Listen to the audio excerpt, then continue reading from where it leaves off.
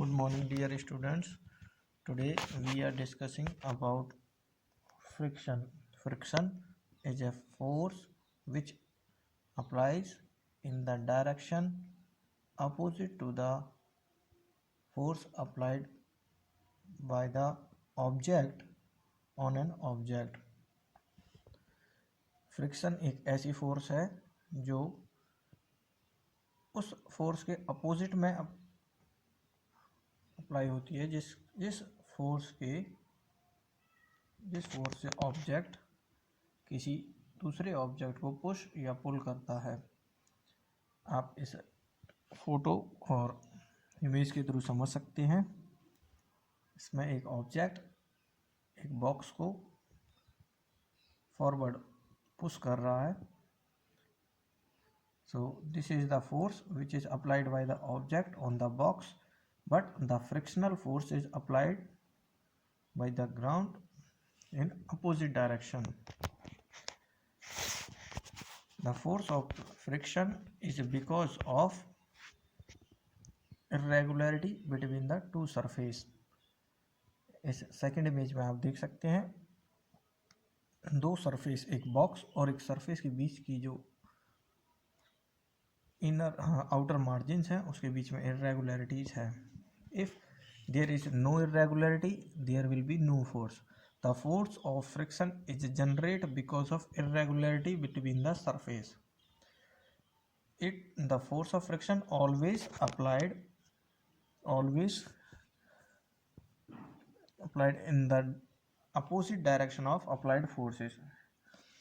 If an object is forcing or pushing a box in forward direction, the force of friction will be appear in backward direction. So this is the force of friction. If there is more irregularity between the two surface, then there will be more force of friction. If the irregularities between two surface is less, the force of friction will be less. If the two surfaces are shiny or smooth, then the frictional force will be negligible or it is maybe equal to 0.